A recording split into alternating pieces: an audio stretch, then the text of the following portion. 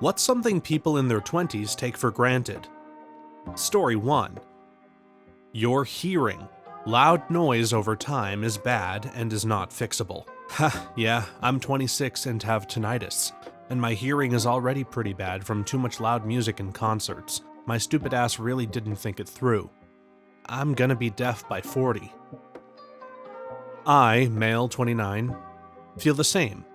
I don't have tinnitus yet, however, I'm clearly noticing that I experience sounds differently than my friends and family.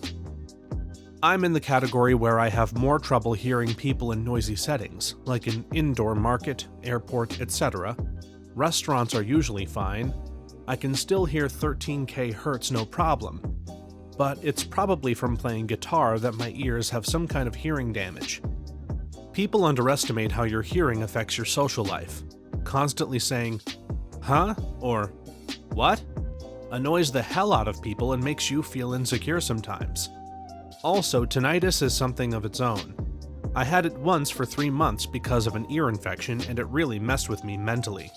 I do poorly in group dinners because I have trouble hearing people next to me because of the talking from other guests. To top it off, it's much worse talking to someone a couple of seats down. It's really stressful and a lot of work. You look antisocial because I want to leave earlier than everyone else, and I'm sure I unintentionally look uncomfortable. By the end of the day, I'm exhausted and possibly sick from the hours of exertion. Take care of your hearing. I didn't know better then, but you do now. You'll hate yourself if you get to this point because it means you screwed yourself over intentionally. I'm only 21. I grew up around guns and never used hearing protection, and then I got a motorcycle at 19. Some people really underestimate how loud the wind really is with a helmet on. And of course, I did, and now I feel like I'm going crazy because things I'd normally hear, I have trouble hearing. But that's okay, it was my choices, and I have learned now I wear hearing protection when shooting and riding and refuse to go deaf by 40. I have permanent hearing loss in my left ear and raging tinnitus. I have not heard silence in almost 17 years. My hearing loss is unfortunately not static and gets worse with time. I'll probably need a hearing aid by the time I'm in my late 40s, early 30s now. I really wish I'd listened to my parents and worn earplugs when attending raves, nightclubs, concerts, festivals, or using power tools, such as pressure washers. These days, you can get really good, fairly affordable in-ear protection for attending music events. There's no reason not to use it, ever. Story 2. The character of the person they choose to have a long-term relationship with, or even marry. Single most important decision someone will ever make. Similarly, when you marry the person, you marry into their family. If they have a terrible person in their family and they do not set boundaries with the a-hole, that's a red flag. Family is complicated, but there are lots of stories about how horrible in-laws cause divorces. So important to stress that, because I'm under the feeling many people agreed with your post, and even posted under the impression that you got bad parents/relatives, then I'm out. And it ain't like that. It all depends on how your partner positions themselves in situations like this. Hell, I'll say if a partner stands his ground against abusive/toxic parents or relatives like a boss every single time, that actually shows you found a gem for yourself. A person that is not scared of setting boundaries with anyone is a rare sight. Most people bow down to some certain degree of societal hierarchy. I've never seen a successful relationship. I only know one friend who is still in a long-term relationship, but honestly, she is really bad to him, and he would be much happier by himself, or at least with someone else. So much pain and drama everywhere. It's messed up my mother's life, and a coworker almost killed himself over his marriage. Why should I do that to myself? What makes me think I can do better than someone else? It doesn't have to be like that. If you want to change that part about your life, seek out and spend time with people who have healthy, successful relationships. It's like anything else, you tend to improve by associating yourself with people who are good at the trait you're trying to work on. It changes your thought process or your attitude to things. That's why people often go through stages of multiple people marrying, having babies, and even getting divorced in their social groups within a short period of time. Of course, if you're happy being single, then that's fine. Just don't feel like it's an unhappy relationship or nothing at all. Finding someone who genuinely has your back is an amazing thing.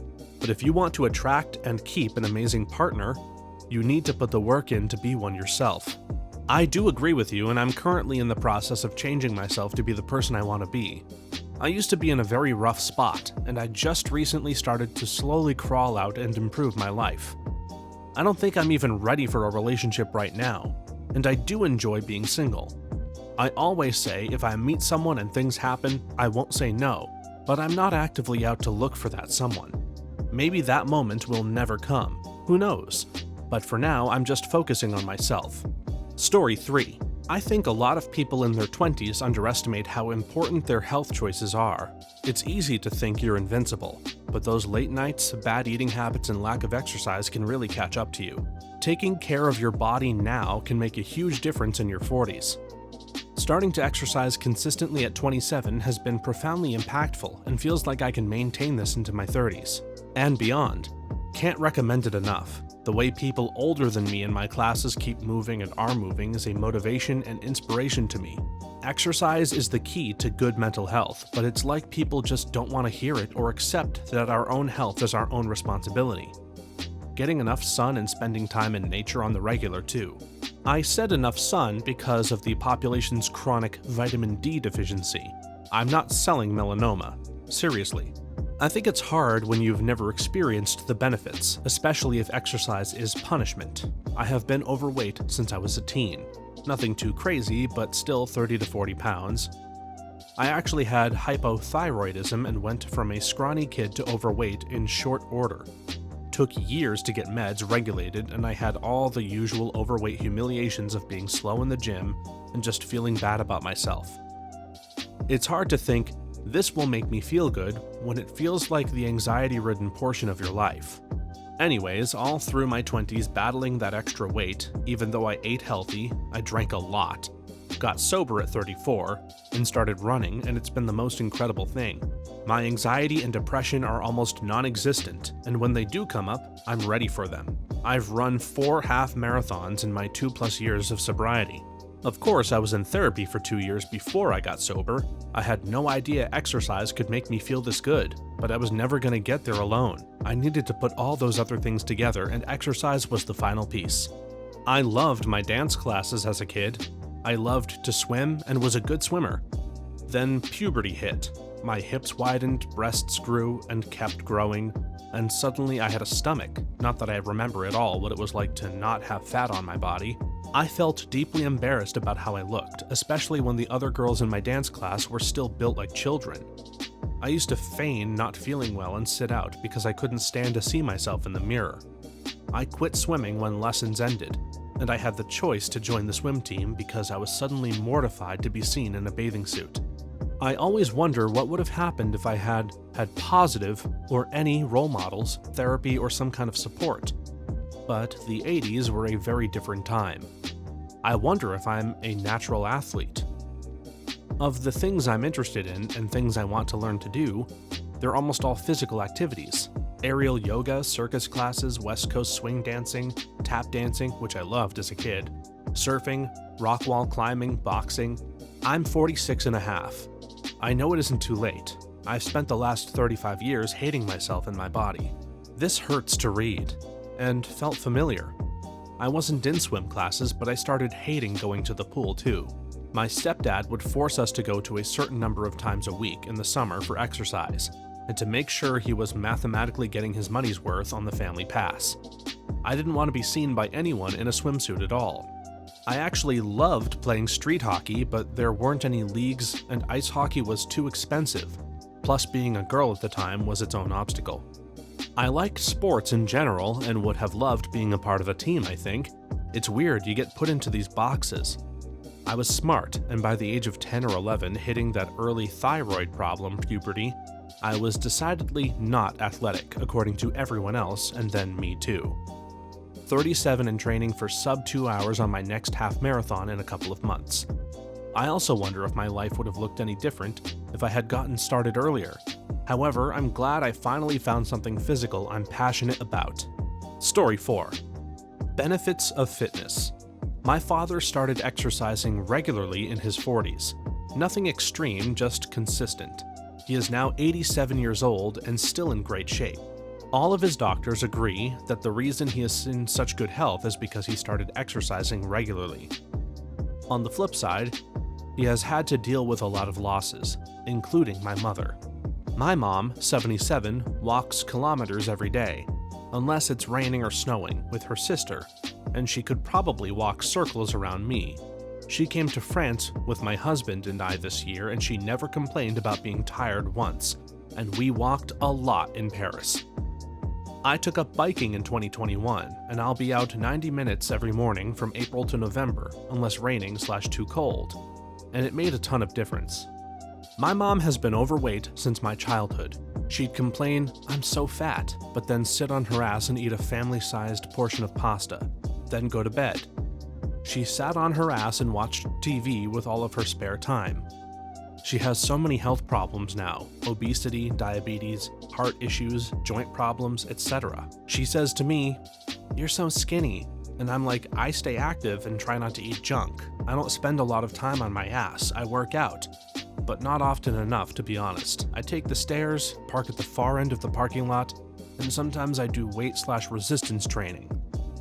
She did none of that and has to take a break between each step she climbs. She's on so much medication and has made no lifestyle changes. I will not be like her. Shout out to parents who showed us how not to be. I was around 15 and my dad's suffering from kidney stones. He once showed me a stone that got out. I was beyond terrified that such a thing could be made in my kidney and then get out from my penis. So thanks, Dad, you made me lower my consumption of salt and turn me into a waterholic. 32 years now and still zero issues. I can't agree with the water consumption enough. Those Stanley Cups, regardless of how much of a tool you may think they make people, are definitely making people more aware of how much water they're drinking. So I'm glad they've caught on. Personally, I drink anywhere from 1.5 to 2.5 gallons of water a day. It might sound excessive, but when you're working outside in the summer, you really have to focus on keeping your water intake up. I want to add that it is also hereditary. My father had them, and I had them, and my uncle had them. My father hardly drinks water and has not had it in decades. I was drinking around 2 52-ounce water bottles a day plus anything else. My uncle is a health nut, only water, only healthy foods, and got them twice a year, including after following a strict no-stone diet. I mean so strict he almost went Cotton Hill on the doctor because he got them again.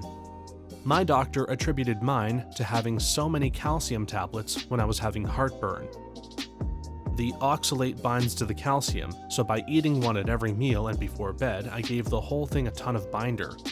I started eating less but more often, and that curbed the acid, and I have not had another one yet. Knock on wood. Story 5. You are not trapped in your job, career path, hobbies or interests, or friendships. You are young and able to explore and try new things relatively consequence-free. A lot of people in their 20s don't think about this concept. They just go to school, go to work, and then wake up in their 30s or 40s and think, "Damn, why am I in this position?" Take the time to be cognizant of the path that you're on, and of what is fulfilling, interesting, and important to you. Of course, being physically and mentally healthy are patterns that are good to ingrain young as well, as others have mentioned. Take responsibility for finding your calling and not settling or being complacent in the first hand you're dealt. This was 100% me. For all of high school and most of college, I thought I had my whole career path mapped out. Get a degree in political science, go to law school, be a constitutional lawyer, and then the sky's the limit. I'd wanted that since I was 12. Wasn't until junior year that I started feeling true malaise at that idea. But I thought I was in too deep already and had to tough it out. Took a semester off and stumbled upon a part-time job at an animal ER, and I realized where my true passions lie. Yes, I still got the same bachelor's when I graduated this spring, but I'm taking extra classes. Now work as a vet tech at a different hospital, and I'm applying for vet school next year. I don't regret a single choice I made. For the first time in my adult life, I'm actually excited for my future and happy with my present. There are so many different directions I can go, and I intend to embrace that. I'm in a whirlwind right now. I'm in a job where I can clock in and 8 hours pass, feeling like an hour, and they allow work from home half the week, which accelerates the week even quicker. I just want to reach 35 and get paid more, lol. Feels like the best way is to just zombie out and minimize spending, but don't know. There are lots of ways to meet people and do things without spending money, I guess. My 20s just zoomed by being a soldier trying to work a job that didn't work out for my parents, but I gained some lifelong skills along the way. Feeling like I should try to stop and enjoy my life when I can, but it's hard when I'm mortgaging and need to do the full 9 to 5 then. I need to be an adult, sleep, and repeat. I've spent a lot of time thinking about how to make a change once I have a mortgage to pay and other responsibilities every day. I need time to work towards something better, which means I need to work less. The best I've figured out is if I could downsize and decrease my mortgage and other bills, then I could cut back my hours to buy time. Unfortunately, that would require my wife to get on board, and she's a hard no on that every time I bring it up. It seems like higher-level jobs have more responsibilities, but more freedom as well, hoping to just move up and get paid more money, and a bit more freedom in exchange for more stress, perhaps? Hopefully less stress is ideal. Otherwise, just keep healthy, gain more energy, and hopefully be more active, doing what I like. Then rest/sleep is what I'm aiming for most days. Sleep, chores, adult stuff, and repeat. Absolutely, in your 20s, you are not yet trapped unless you start producing babies. But you need to change to something you love and can be doing in the next decades. Once you pass 30, you are probably stuck. And changing will be much more difficult. Of course, you can change at any age, but it will be very hard work and difficult when you get older. The main problem I have is I honestly don't think you can make a good prediction about what will make ends meet for the next decades. I studied computer science because I loved programming, thinking I would always have a well-paying job. But now the whole market has crashed and will likely never be the same. I have worked very hard to get where I am at, and I just have enough money to pay my own expenses, and then either spend a little or save a little. It's difficult to tell people they can change their lives when so much of the economy is uncertain. Yes, I want to enjoy my life, but in my opinion, the main determinant here is not my agency. It's the economy of which I have little control. Story 6. How long does it take to get good at things? For example, if you want to become a good writer, you will have to spend hundreds of hours writing bad, mediocre, and decent text first. And the same applies to painting, musical instruments, any skill really.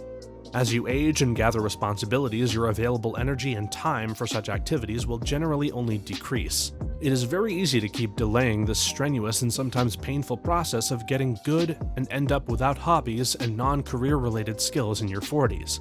And that might be enough for some, but it might not be for you. I play guitar. This mentality messed with me for a long time. I'd pick it up and play some chords or a song I knew, and people would tell me, "You're pretty good." But I wasn't as good as I wanted to be. I couldn't play the stuff I wanted to. I would tell myself that to anyone else playing guitar, I wasn't good at all. I was average. One day, I realized the only thing holding me back was hours spent playing, having played on and off for 18 years. I wouldn't call myself good. I can't shred and I can't play anything very technical, but I can figure out how to play what I hear in my head, and I can play a bunch of songs pretty well.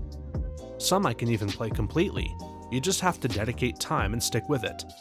I used to chalk it up to not having some kind of natural talent, which is true, but what I thought would be impossible for me over the years I've played, I feel like is all possible if I keep trying to figure it out.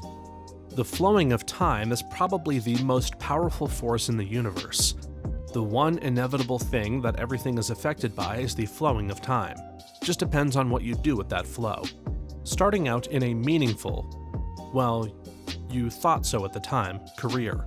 Especially one where your bosses are less knowledgeable of the field than you, because it's a new thing. There's a lot of fake it till you make it. During those early years, you're constantly stressed, worrying that someone is going to tap you on the shoulder and say, "You really haven't got a clue." Imposter syndrome, they call it. Then one day you hear from someone else that your boss, who is nothing but negative to you, considers you an indispensable expert at what you do, and they're opposite numbers. Doing the same role are dunces in comparison. You ask for a raise and they turn you down. Then you move jobs for a promotion and you hear your whole department has gone crap because you left, and they can't find anyone as good for the money, even with a pay raise. Repeat this process for a couple of decades, then you retire. Then people started referring to your work as examples of best practices and contacting you for advice and consultancy gigs. It does not keep you warm at night now. Looking back, you realize you never had any life worth a damn outside of work. Avoid my own mistakes. Probably depends on the activity and the person, to be honest. There are plenty of things you can find an interest in and learn quickly. I always thought creating stuff like mods and UV mapping took a lot of talent, but it wasn't hard to learn, and now I'm considering 3D modeling. Back when I learned photography, I never got into photography to get good at it. It was never about that. It was more so to capture things the way I saw them.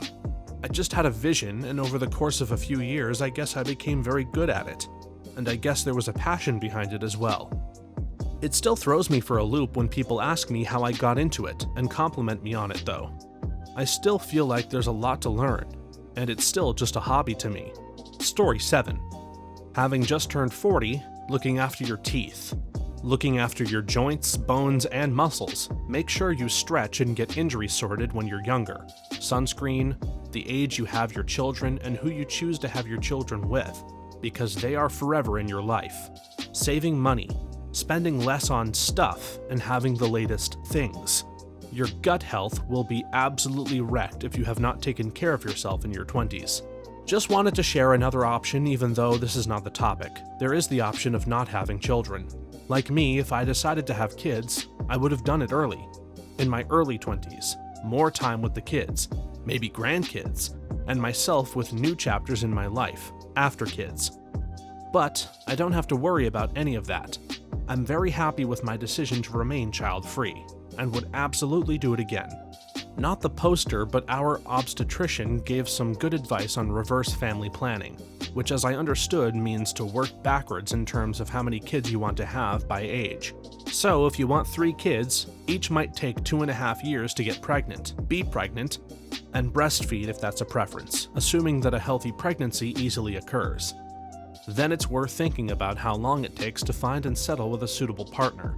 How long is an engagement if you want to get married and not fall pregnant during that time? Do you want to achieve other goals before this, like financial stability, travel, etc.? Definitely not a blueprint for life, acknowledging it's a very Western lens, and that there are many paths to the same destination. But I did think if kids are a goal, it makes sense. Story 8. Skipping the work needed to sustain relationships. Friends in your 20s come easily. Friends in your 40s and up take the effort of a part-time job. This is a great one. Growing up, I always thought it was weird that my dad didn't really have any friends. He's a good dude with a sense of humor and an easy laugh, but no friends. I'm 32 now, and I can totally see how easy it is to fall into living life without friends.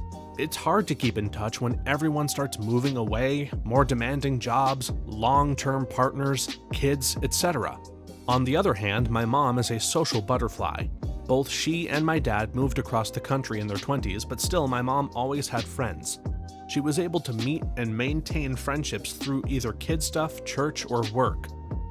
But she values the time with her peers, and it takes the effort of making phone calls / texting and showing up.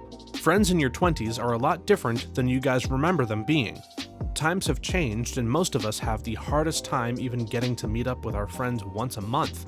Schedules are busy because everyone's working 24/7, and social life has just changed in general. I wish that were the case. I'm 26 and have 0 friends. I have a couple of hobbies that I'm very passionate about, hiking and FPV drones, and have tried to make friends at meetups for drones, but I have a pretty bad stutter, so I'm unable to really talk to someone more than just a hey. To most of you guys who don't have a stutter, be thankful for your fluid speech. I'm dreaming of a solution one day, but for now, it's me and my dog. Story 9. Mind if a guy in his 50s gets in on this? 1. If you're going to buy someone a gift, an experience is far more memorable than an item. 2. If you have the opportunity to do something out of your comfort zone that doesn't put you in danger, do it. 3. Don't be mad at the younger generations. They are your kids. 4. If you're going to buy a home, buy it as soon as you can. The value will increase immensely in most cases. 5. Prepare for being broke more than once in your life. 6. Take care of your body the best that you can. Everything begins to break down. 7. There's a huge difference between love and lust. 8. It costs nothing to be nice to people. It's not always easy to be nice, but man, can it be rewarding to know I did the right thing. Yeah, I almost bought a house in 2017, but was afraid as I didn't have too much savings yet. Then I got sick, and when I got better, there was the COVID period. Then everyone was buying like crazy and house prices shot up. Then in 2023, I finally bought a house.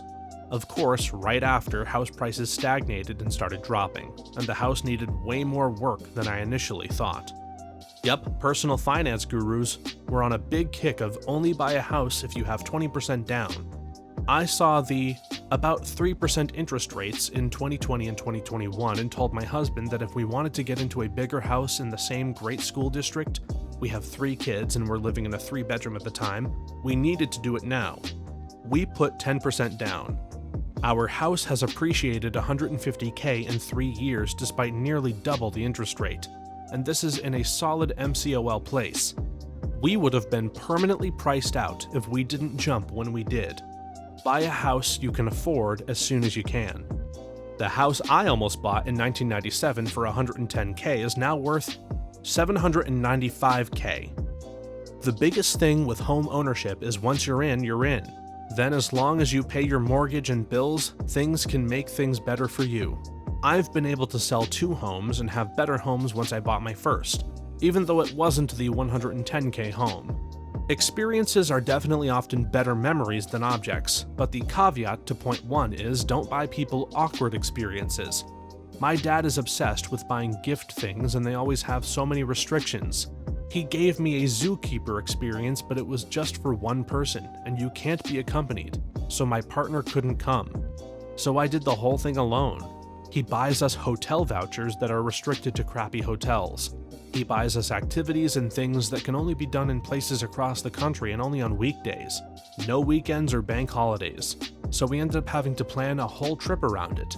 I know he means well, but we keep trying to ask him to not buy them without sounding ungrateful because they're so awkward and annoying. Think about the person you're buying for, and their partner/family, and work and travel options before you buy.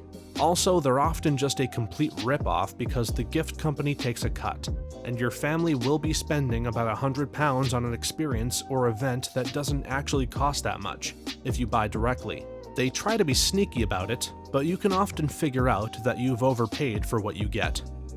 Story 10. Wear sunscreen. If I could offer you only one tip for the future, sunscreen would be it. The long-term benefits of sunscreen have been proven by scientists, whereas the rest of my advice has no basis more reliable than my own meandering experience. I will dispense this advice now. Enjoy the power and beauty of your youth. Oh, never mind. You will not understand the power and beauty of your youth until they've faded.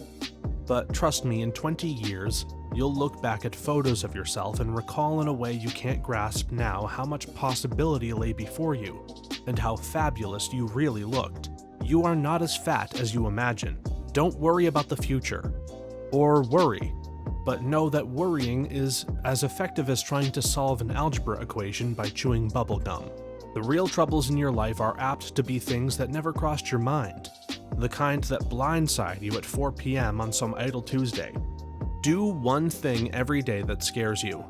Don't be reckless with other people's hearts. Don't put up with people who are reckless with yours. Floss. Don't waste your time on jealousy.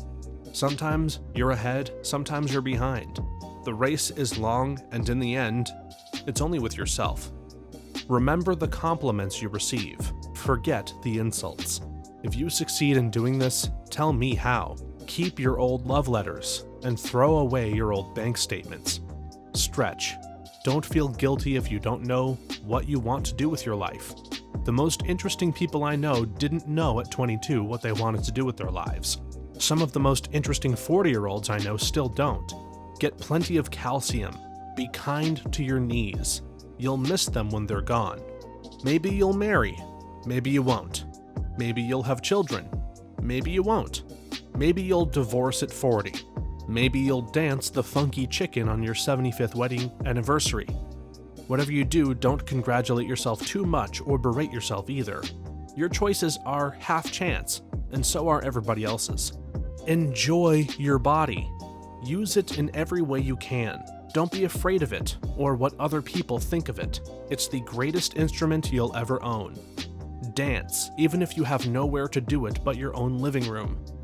Read the directions, even if you don't follow them. Do not read beauty magazines, they will only make you feel ugly. Get to know your parents, you never know when they'll be gone for good. Be nice to your siblings. They're your best link to your past, and the people most likely to stick with you in the future. Understand that friends come and go, but a precious few you should hold on to. Work hard to bridge the gaps in geography and lifestyle, for as the older you get, the more you need the people you knew when you were young. Live in New York City once, but leave before it makes you hard. Live in Northern California once, but leave before it makes you soft. Travel. Accept certain inalienable truths. Prices will rise. Politicians will philander. You too will get old. And when you do, you'll fantasize that when you were young, prices were reasonable, politicians were noble, and children respected their elders. Respect your elders. Don't expect anyone else to support you. Maybe you have a trust fund. Maybe you'll have a wealthy spouse, but you never know when either one might run out. Don't mess too much with your hair, or by the time you're 40, it will look 85. Be careful whose advice you buy, but be patient with those who supply it. Advice is a form of nostalgia. Dispensing it is a way of fishing the past from the disposal, wiping it off, painting over the ugly parts, and recycling it for more than it's worth. But trust me on the sunscreen. Story 11. How you treat people. We are all people and deserve kindness and empathy to an extent. In your 20s, it's usually not in the forefront of your mind. This is a big one. I have been having some rough years since I was younger. 27 now. Always treated people fairly and was helpful to all, just being kind. Now things are starting to come back. Feels like karma is really catching up to me now. So many good things happening lately because people just appreciate me. It's insane and almost unbelievable. It's also a lifelong practice. How you treat people in your 20s is forming habits for how you treat people your whole life. If you aren't happy with how you treat people when you're young, it is a lot easier to change when you're still young than when you're 40, and have a lifetime of bad habits, negative thinking, and self-justification to overcome. And at no time is this more important than when you think the other person is in the wrong. You don't need to acquiesce to someone in order to treat them with decency. If someone's wrong or had done you wrong, you can be firm without creating more wrong. Learning to balance standing up for yourself whilst not hurting others is a difficult skill. Thanks for watching until the end. If you have a similar story to these that you would like to share with us, please leave it in the comments below. If you enjoyed this video, please leave us a like and subscribe. For more videos like this one right now, please stop by our channel. Thanks again, and see you next time.